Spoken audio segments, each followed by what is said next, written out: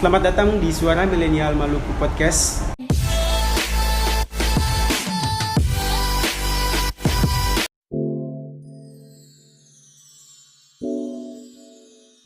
Assalamualaikum warahmatullahi wabarakatuh. Waalaikumsalam warahmatullahi wabarakatuh. Selamat datang di Suara Milenial Maluku Podcast. Di sini sudah hadir bersama kami Bapak Abidin Wakano MAG. Beliau merupakan dosen Institut Agama Islam Negeri Ambon. Jabatan beliau di kampus juga sebagai Direktur Ambon Reconciliation and Mediation Center, dan beliau juga merupakan Ketua Lembaga Penjamin Mutu di YIN Ambon.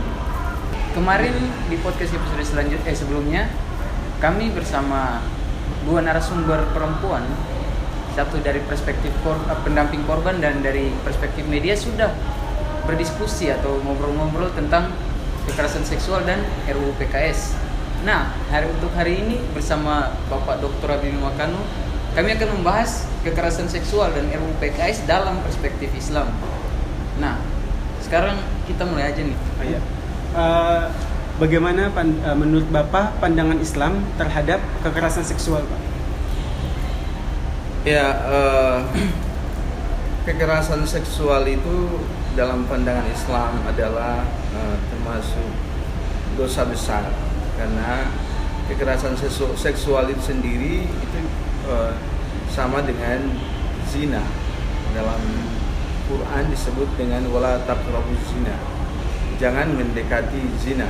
Artinya belum melakukan saya tidak boleh, gitu kan. Jadi kalau orang yang sudah dengan sengaja menyentuh tubuh menggunakan kekerasan seksual, kan bukan saja harus menyetubuhi dalam arti seperti itu, tapi juga dengan tindakan misalnya menyentuh tubuh dengan maksud tertentu, apalagi menyentuh alat-alat vital, kemudian bahkan dengan kata-kata yang berbau sesuatu yang cenderung mengarah kepada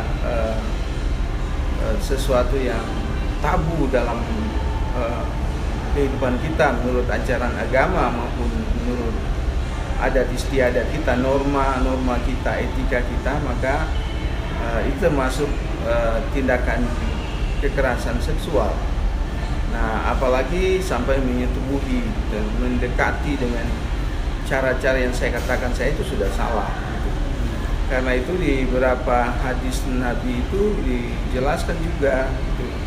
Ada hadis Nabi yang intinya adalah lebih baik kamu berkubang dengan babi, tanda kutip ya, daripada kamu menyandarkan bahumu di pundak seorang perempuan lain. Ada juga hadis yang lain, lebih baik ditusuk dengan panah atau jarum di kepalamu daripada kamu menyentuh seorang perempuan lain dengan cara-cara yang tidak benar, gitu kan. Dan karena itu sebenarnya kekerasan seksual itu ada dua. Menurut saya itu adalah penghinaan, adalah penistaan, adalah satu tindakan yang tidak menghargai harkat manusia, perempuan itu sendiri, atau juga sebaliknya. Kekerasan seksual itu bisa terjadi kepada yang laki-laki maupun maupun pelakunya. Itu dua-dua ada proses penghinaan, pelecehan terhadap martabat manusia. Padahal dalam Islam sendiri itu Allah mengingatkan walaqad karramna bani Adam. Allah meninggikan derajat anak-anak Adam gitu. Jadi harkat dan martabat manusia itu luar biasa.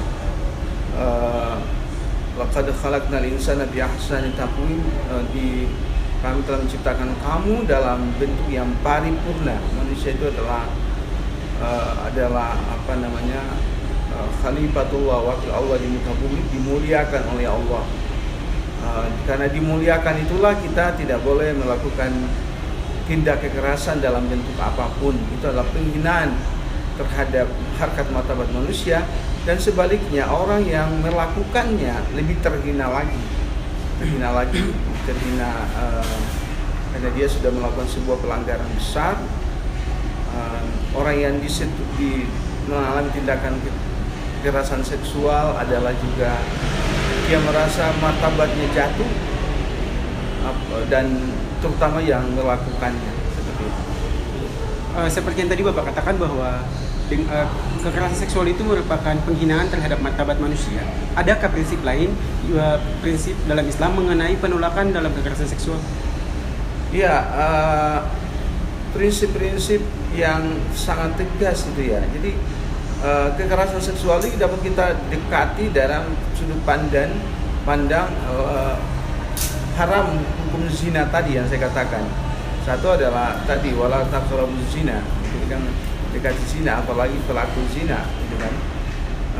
Dekati ini kan dengan berbagai cara kan. Yang kemudian pada sudut pandang yang lain adalah dalam kekerasan seksual itu ada pemaksaan, ada sikap eksploitasi. Sikap eksploitasi ini bisa mengakibatkan kondisi psikologis seorang perempuan atau siapapun, bisa juga laki-laki yang terintimidasi, kondisi psikologisnya akan terganggu. Nah, ini bertentangan dengan prinsip-prinsip pernikahan, bertentangan dengan maqasidus syariah. Maqasidus syariah itu adalah tujuan diturunkannya syariat. Antara lain yaitu ada 5 itu adalah hifzuddin, tujuan syariat diturunkan untuk melindungi agama, keyakinan itu sendiri. Yang kedua adalah hifzun nafs, yaitu kewajiban melindungi jiwa-jiwa. Nah, jiwa ini kan maknanya luas kan. Jiwa itu juga termasuk perasaan gitu kan. Kondisi psikologis orang yang ditindas. Itu kan sebuah pelanggaran berat gitu kan. Hifzul akal, yaitu melindungi akal. Nah, Islam atau agama itu sangat menjunjung tinggi jiwa manusia. Gitu. Ketika kekerasan seksual itu adalah kita telah menzalimi jiwa-jiwa itu. Kita membunuh jiwa itu sebenarnya. Kita membunuh orang yang akibat dari mengalami gangguan psikologis, mengalami trauma, depresi karena akibat kekerasan seksual. Itu sama saja kita telah membunuh jiwa itu kan. Itu sebuah pelanggaran yang luar biasa. Berarti memang jelas dalam Islam bahwa tindakan kekerasan seksual itu haram. Bahkan bukan cuma fisik ya, psikologis, akal, pikiran itu sudah sangat dilarang artinya dalam perspektif Islam sendiri. Namun lalu kita lanjut Pak. Jadi dalam Islam kan memang zina atau artian kita tidak, kalau bicara tentang sentuhan ya, kita bukan muhrim itu jatuhnya. Nah, tapi sekarang juga banyak Pak pemerkosaan atau tindak kekerasan seksual dalam ranah rumah tangga. Nah, dalam pandangan Islam sendiri bagaimana tanggapan Islam atau pandangan Islam itu untuk kekerasan seksual yang terjadi di dalam rumah tangga yang sudah sah ini Pak? Iya. Ada istilah marital rape. Iya. Adalah kekerasan seksual di dalam rumah tangga. Begini, tujuan pernikahan itu kan adalah dalam Islam itu disebut dengan sakinah mawaddah warahmah. Ini adalah untuk tercapai tujuan kehidupan yang sakinah, ada ketenangan, mawaddah warahmah, cinta dan kasihan terbangun gitu kan. Al-Quran menggunakan Al-Quran menggunakan metafor yang indah sekali tentang hubungan suami istri. Al-Quran menggunakan metafor yaitu hunna libasul lakum wa antum libasul lahunna. Perempuan adalah pakaian bagi laki-laki atau istri itu adalah pakaian bagi suami. Wa antum libasul lahunna, dan kamu laki-laki juga adalah pakaian bagi perempuan atau bagi istri kamu gitu. Jadi kita lihat ayat ini ya, sekali lagi saya ulangi, hunna libasul lakum wa antum libasul lahunna. Kamu adalah pakaian bagi laki-laki dan laki-laki adalah pakaian bagimu, atau istri itu adalah pakaian bagi suami dan suami adalah pakaian bagi laki-laki. Itu mengisyaratkan kepada kita bahwa pakaian itu kan simbol kehormatan. Pakaian kan simbol kehormatan. Artinya pakaian itu kalau kita pakai dia sobek, masa kita biarkan pakaian itu sobek? Kan tidak mungkin. Kita harus menjahit pakaian itu karena dia adalah simbol kehormatan untuk menutup kehormatan kita, seperti itu. Di sini bermakna berarti menjaga jangan sampai ternoda hatinya, terganggu psikologisnya. Orang bilang robek kenyamanan psikologisnya, maka itu kan tidak bisa mencapai sakinah, mawaddah, warahmah, tidak tercapai. Cinta dan kasih sayang artinya apa? Karena itu dalam pernikahan itu ada istilahnya, kayak waktu mau menikah itu kan ada istilah, ada apa namanya, dalam khutbah nikah itu ada potongan pesan yang bunyinya adalah muasyarah bil ma'ruf. Gaulilah dengan sebaik mungkin. Gaulilah dengan sebaik mungkin. Muasyarah bil ma'ruf. Jadi karena istri itu adalah manusia, kita tujuannya adalah dengan tadi metafor seperti pakaian tadi, maka hendaknya kita gauli sebagaimana manusia, bukan binatang. Harus menggunakan perasaan. Gaulilah dengan sebaik mungkin, dengan kata-kata yang baik, kata-kata yang lemah lembut. Istri adalah hak kita adalah hak istri.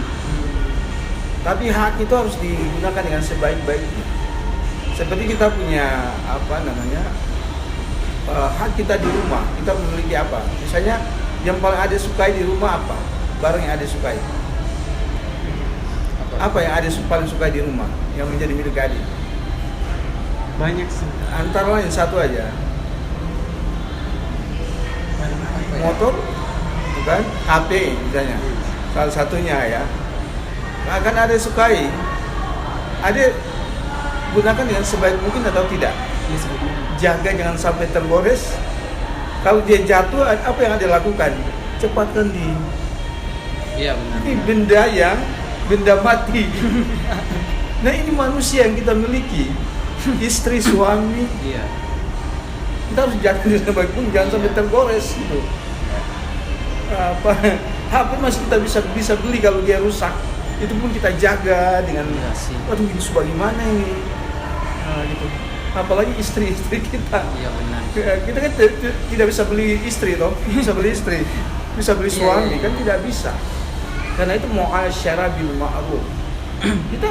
Dia adalah pakaian bagi kita adalah pakaian baginya. Tapi jangan kita pakai sampai dia itu rusak. Iya. Rusak dalam arti secara biologis maupun dalam arti secara psikologis. Gunakan. Jadi marital rape itu ya bertentangan dengan tujuan pernikahan itu sendiri. Iya. Berarti kesimpulannya adalah memang kita lihat dari tujuan pernikahan tersebut yaitu sakinah mawaddah warahmah. Nah, marital rape ini secara tidak langsung dia sudah bertentangan sekali, artinya dalam perspektif Islam dia sudah dilarang. Bahkan diibaratkan pakaian pun kita harus jaga gitu, jangan sampai dia sobek. Betul. Kita harus dijahit, jaga, rawat. Padahal masih bisa dibeli kan? Iya, cuma benda mati pun seperti kata Bapak tadi kita rawat dengan baik, apalagi ini istri atau ya gak bisa lah diganti sebenarnya. Tapi Pak, bukankah seorang suami itu berhak ya untuk menikmati istrinya secara seksual? Seperti misalnya nih, bukankah Bapak memiliki hak untuk mendapatkan sesuatu? Bukankah itu dibolehkan? Ya, dan Boleh, Anda boleh gitu. Nah, sama dengan seperti istri Anda capek. Istri capek misalnya. Iya. Ibarat HP ini dia sudah lowbat. Apakah Anda memaksa HP ini mau bicara tuh? Kalau tidak banting HP. Iya. Mana? Iya benar. Harus cas dulu. Apakah harus dicas dulu? Iya. Dia harus istirahat. Istirahat itu bukan secara fisik saja, tapi secara psikologis. Karena mohon maaf, hubungan suami istri itu adalah kenikmatan yang luar biasa. Iya. Bukan melibatkan aspek biologis, tapi juga melibatkan psikologis. Jangan setengah hati, harus maksimal gitu. Dan didasarkan pada cinta dan kasih. Jangan ada keterpaksaan. Harus berdasarkan kerelaan, keikhlasan, nikmati gitu. Jangan ada dominasi pada satu sisi, jangan ada superioritas yang bisa berakibat adalah penindasan. Nah, terkadang pandangan-pandangan ini bisa dianggap ini penyimpangan terhadap agama Islam, padahal tidak. Justru ini adalah hakikat. Kalau kita bicara tentang nilai-nilai Islam, ini adalah yang sesungguhnya adalah seperti itu. Seperti itu. Jadi saya katakan bisa contoh yang paling sederhana, kalau kita beli HP sudah low band, Anda memaksa terus. Kalau tidak ini bagaimana HP ini, pukul HP. Mas bisa ya, harus istirahat secara fisik maupun psikologis. Pada aspek hal-hal lain juga ada kenyamanan, Nah, kalau tidak kita terus melakukan tindak kekerasan. Makna dari kunna libasul lakum wa antum libasul lahunna itu, dia adalah pakaian bagimu dan kamu ada pakaian baginya, itu adalah selain ada metafor tentang kehormatan, simbol kehormatan. Yang kedua adalah simbol kenyamanan, kenikmatan. Pakaian itu kan kita menghangatkan diri kita. Kita mendapatkan ketenangan dengan ketika kita berpakaian, ketika dingin misalnya. Atau dari melindungi kita dari hal-hal lain. Saya kira perlakuan kita di dalam pernikahan, perwujudan hak dan kewajiban kita, dia tidak akan bertentangan dengan tujuan pernikahan dan hakikat dari pernikahan itu sendiri. Ya, ini terkadang dilupakan dalam masyarakat yang patriarki. Oh, istri mau apakah tetap harus layani.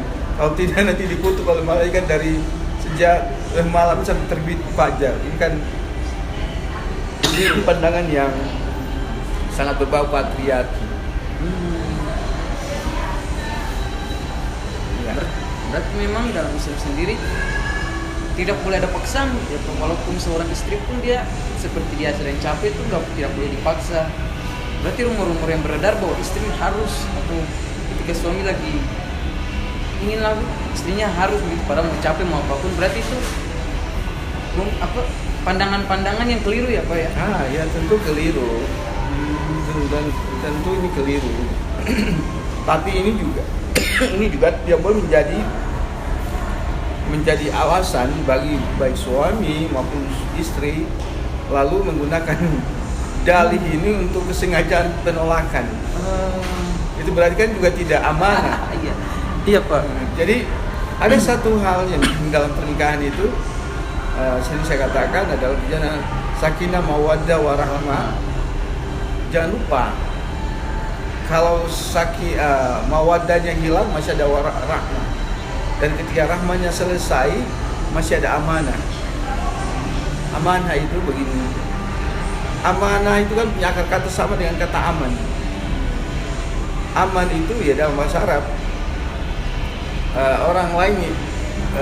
orang tua menyerahkan anaknya kepada orang lain, baik suami maupun istri, laki-laki maupun perempuan.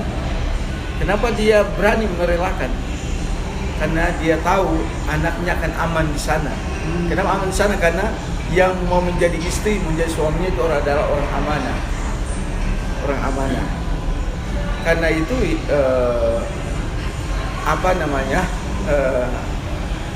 dalam hubungan itu harus ada rasa aman. Harus ada rasa aman. Pemilikan itu harus diperlakukan dengan aman dan amanah. Jadi perlakukan dengan amanah. Tidak boleh dengan semau hati kita untuk memperlakukan istri kita atau suami kita dengan sewenang-wenang kita. Tapi saya dikatakan tadi saya mengatakan karena itu amanah, jangan kemudian menjadi dalih untuk seorang perempuan, istri untuk saya tidak mau melayani suami saya karena itu hak saya gitu. Lalu walaupun dalam kondisi yang baik gitu kan, tapi kemudian ada semacam nilai tawar baginya, lalu melakukan penolakan dengan kesewenang-wenangan, atau juga seorang suami melakukan penolakan dengan kesewenang-wenangan, ini bisa menimbulkan fitnah. Bisa muncul orang lain ketika itu dengan tidak amanah kan, ketika ya masing-masing kan sudah menjadi semacam satu tubuh gitu kan, satu diri gitu. Suami istri itu maka dikatakan dia adalah pakaian bagimu, kamu adalah pakaian bagi dirinya. Jadi juga jangan ada kesengajaan untuk melakukan penolakan. Nah, kenyamanan itu harus ada, harus diciptakan, dibangun bersama gitu. Karena itu juga saya kira pendidikan pra pernikahan itu menjadi sesuatu yang penting. Pendidikan pra pernikahan, jangan hanya tiba masa tiba akal begitu. Harus ada persiapan yang matang. Kalau tidak juga tujuan pernikahan itu akan bisa ada banyak tantangan di dalamnya dan bisa berakibat terjadi kekerasan seksual, kekerasan dalam rumah tangga. Saya kira ini akan bertentangan dengan tujuan pernikahan tersebut. Ya, seperti yang kita ketahui bahwa aturan tentang penghapusan kekerasan seksual ini sudah dihapus dari Prolegnas pada beberapa bulan yang lalu oleh DPRI. Bagaimana pendapat Bapak, pandangan Bapak mengenai penghapusan rancangan undang-undang penghapusan kekerasan seksual ini, Pak? Ya, menurut saya sejatinya DPR tidak melakukan langkah seperti itu. Artinya langkahnya harus sesuai dengan amanat pembukaan Undang-Undang Dasar 1945, yaitu melindungi segenap bangsa Indonesia. Nah, ini ada menyangkut hak asasi manusia, hak dan martabat korban. Kita ketahui beberapa data, salah satunya data yang diangkat juga oleh Rifka Anissa, itu salah satu lembaga yang concern untuk kekerasan terhadap perempuan di Indonesia. Itu menyebut sekitar 17.000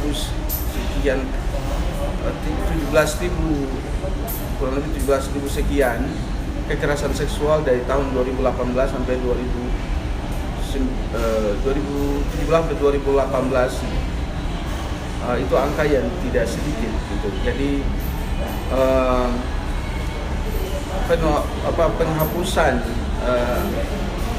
RUU tentang PKS dalam Prolegnas itu adalah kurang tanggapnya DPR terhadap kekerasan seksual. Menurut saya ini sangat penting karena angka kekerasan seksual ini dari waktu ke waktu semakin tinggi. Dalam kehidupan sehari-hari kita bisa melihat, bisa saya karena suami yang pemabuk, yang penjudi, yang punya problem tertentu dan bisa melakukan tindakan kekerasan seksual tanpa ada perlindungan yang jelas, atau di masyarakat dengan begitu diamnya di ruang publik seorang perempuan bisa mengalami tindak kekerasan seksual, atau juga bisa laki-laki. Dan kita ketahui bahwa kekerasan seksual itu bisa berakibat pada korban kehilangan hak-hak terhadap tubuhnya, dan dia akan mengalami ada sebuah trauma, ada sebuah beban psikologi yang berat dan untuk melakukan pemulihan tidak gampang. Dia butuh waktu. Selain itu juga ada kepercayaan diri untuk bangkit kembali. Ketika seseorang perempuan misalnya sudah hak tubuhnya sudah dieksploitasi, dia akan punya beban psikologi untuk masa depannya.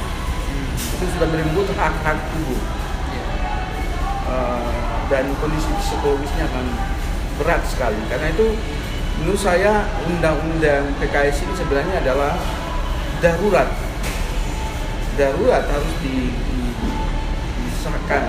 Iya. Berarti memang menurut Bapak sendiri sangat disayangkan DPR menghapus RUU ini dari prolegnas prioritas ya.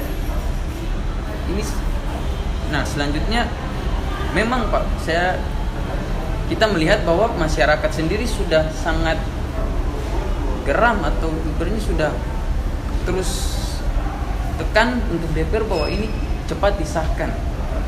Namun dari semua itu banyak juga Pak yang ada beberapa kelompok nih yang kontra terhadap RUU ini. Mereka mengatakan bahwa ini pro zina lah, pro LGBT lah. Nah, pandangan Bapak sendiri nih dalam Islam gimana Pak di RUU ini? Katanya pro zina atau pro LGBT, pandangan Bapak? Siapa bilang pro zina? Justru dengan kita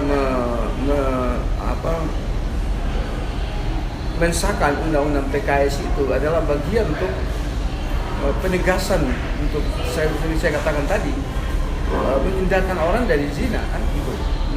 Iya. Misalnya wala taqrabuz zina kan, janganlah mendekati zina. Jadi memegang saja itu sudah sebuah pelecehan seksual. Apalagi meraba dan seterusnya. Itu sesuatu yang tidak dibenarkan. Jadi semestinya cara pandang kita ini terlalu konspiratif. Cara pandang kita terhadap hal yang perlindungan ini bukan LGBT apa hubungannya dengan LGBT? Tidak ada kan? Ini kan kita bicara tentang hak tubuh. Iya. Bicara tentang hifzun nafs, melindungi jiwa. Iya. Bicara tentang muasyarah bil ma'ruf, tentang menggauli dengan sebaik-baiknya. Bicara tentang tujuan pernikahan adalah sakinah mawaddah warahmah. Bicara tentang wala taqrabuz zina. Nah, apanya hubungannya dengan PKS, dengan LGBT, tentang liberalisme, tentang macam-macam lah stereotip yang diberikan. Misalnya DPR atau ada anggapan masyarakat seperti itu artinya tidak boleh lah. Mari kita kembali kepada maqasidus syariah.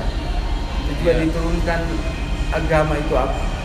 Kita kembali pada hadis tuntunan Allah dan Rasulullah SAW. Bagaimana memperlakukan seorang suami, seorang istri, bagaimana memperlakukan seorang suami. Mestinya Islam itu mengajar tentang etika. Dalam Islam itu ada akidah tentang keimanan, ada syariah yang tentang bagaimana mengatur tentang tata cara peribadatan kita, dan puncaknya itu adalah akhlak.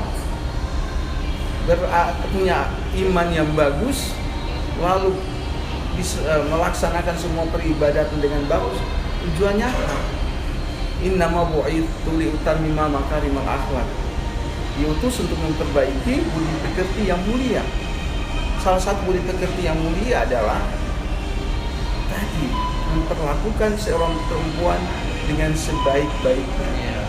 Hatta itu istri kita, suami kita memperlakukan dengan sebaik-baik perlakuan yang saya sebutkan dengan muasyarah bil ma'ruf. Jadi pikiran yang terlalu konspiratif, terlalu curiga, atau juga karena ini cara pandang yang patriarki, atau juga karena terlalu politis, selalu mau mengikuti cara pandang yang dilegalkan selama ini. Padahal ya kita harus berubah, bertransformasi. Jadi menurut saya itu adalah cara pandang yang bias, terlalu penuh kecurigaan konspiratif dan politis, atau juga karena kuatnya budaya patriarki yang ada dalam pikiran-pikiran seperti itu. Jadi pandangan Bapak bahwa justru RUU PKS ini bukan pro zina, melainkan malah dia semakin menjauhkan zina itu sendiri ya. Iya. Semakin menjauhkan dari zina kan?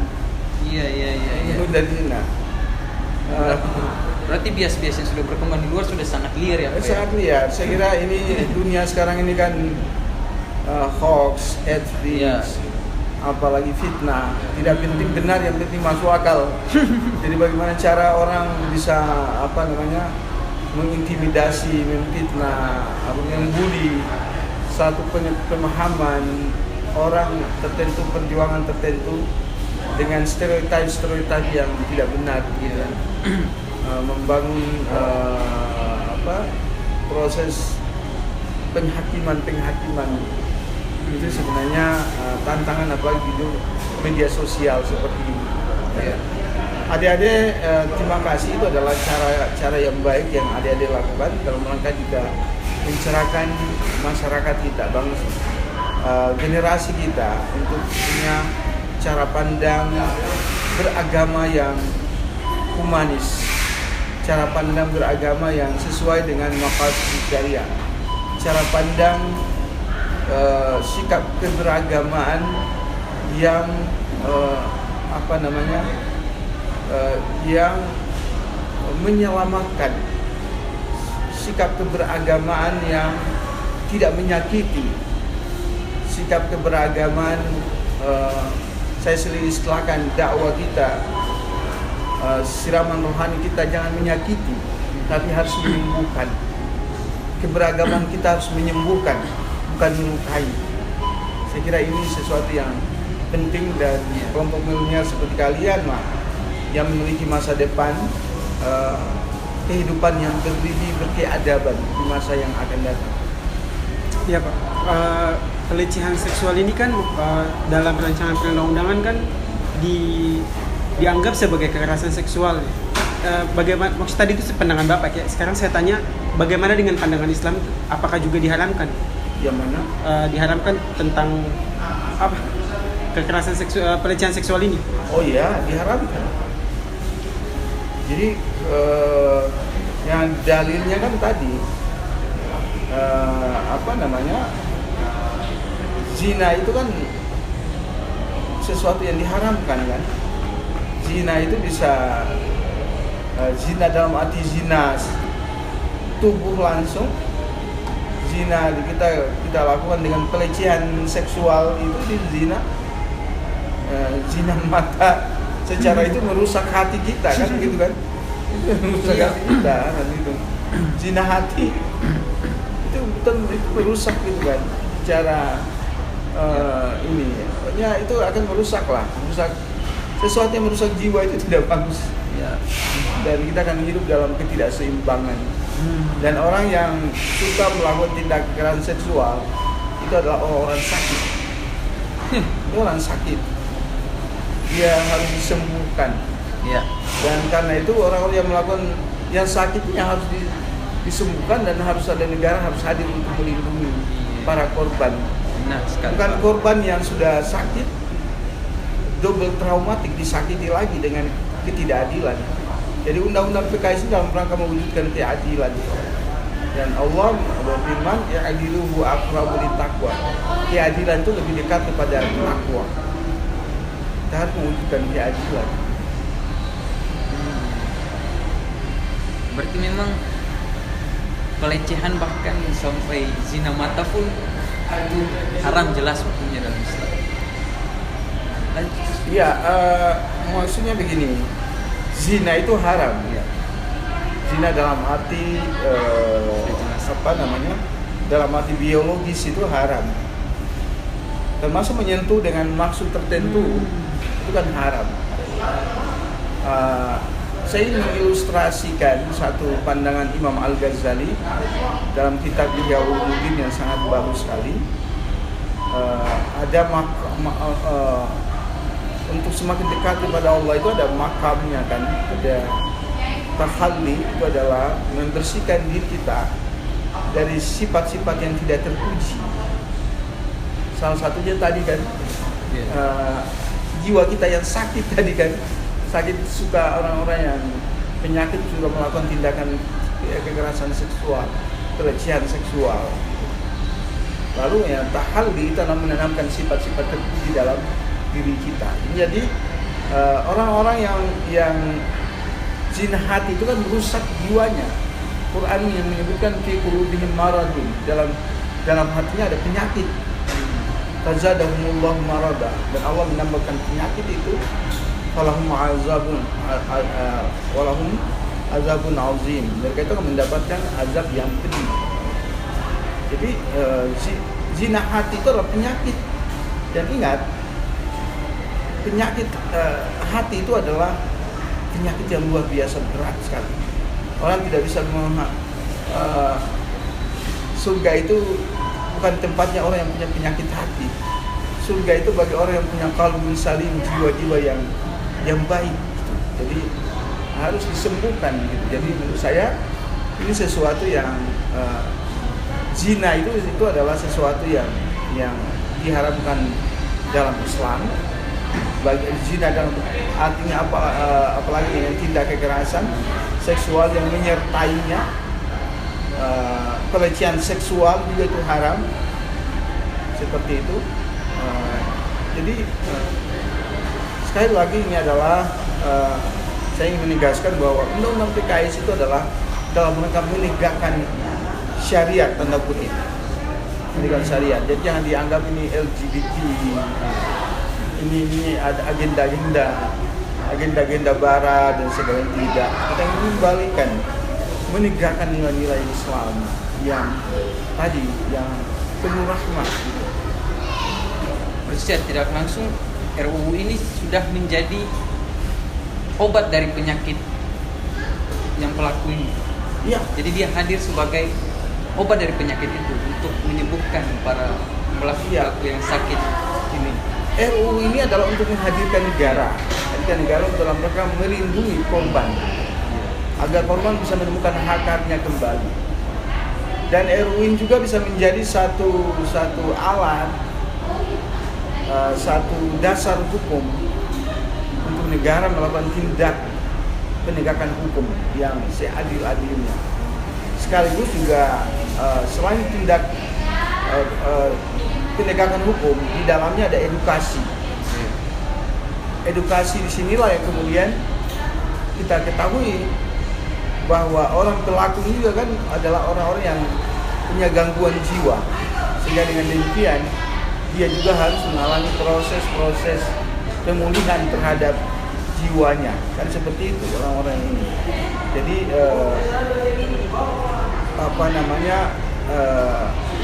harus ada landasan, harus ada dasar hukumnya, menjadi undang-undang.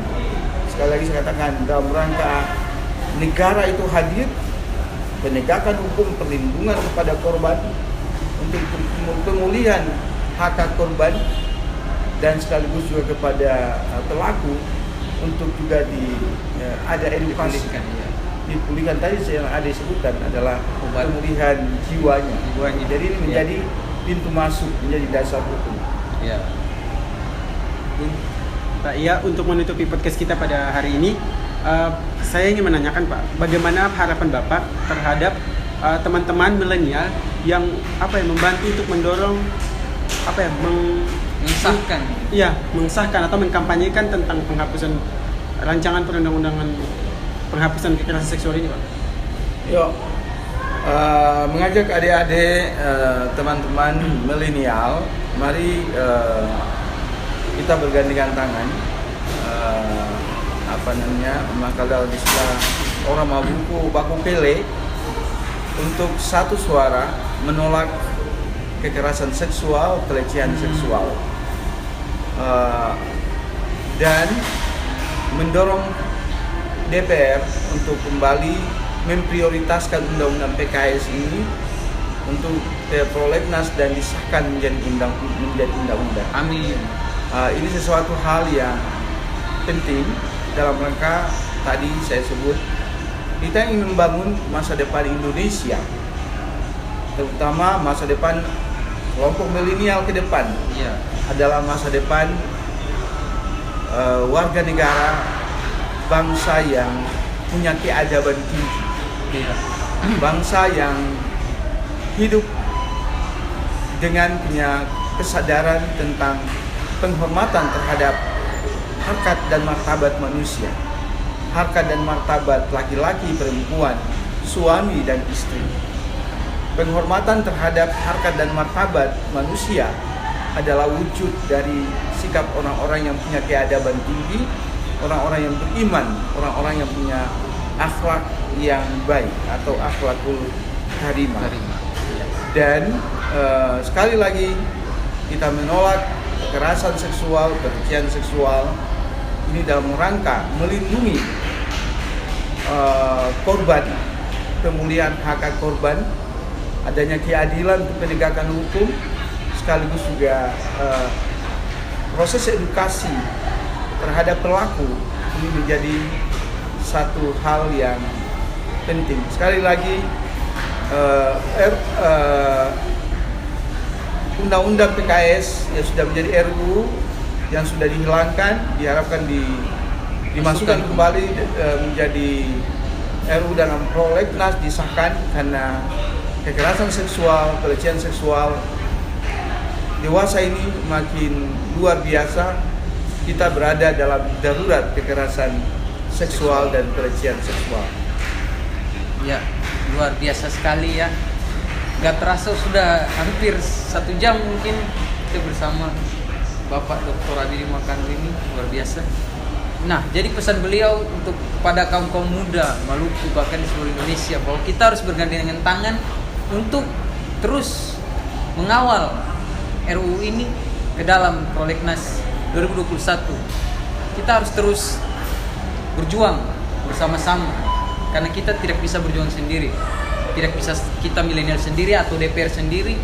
Kita harus bersama untuk mewujudkan Indonesia bebas dari segala tindak kekerasan seksual. Ya, mungkin itu saja untuk podcast di episode kali ini. Saya Muhammad Sami Torita dan Saya Gunawan Tamher. mohon undur diri. Wassalamualaikum warahmatullahi wabarakatuh. Jangan lupa untuk menyaksikan terus podcast-podcast Suara Milenial Maluku selanjutnya. Masih ada banyak yang menarik-menarik. Tunggu saja guys. Dadah. Jangan lupa like, comment, dan subscribe channel kita ya.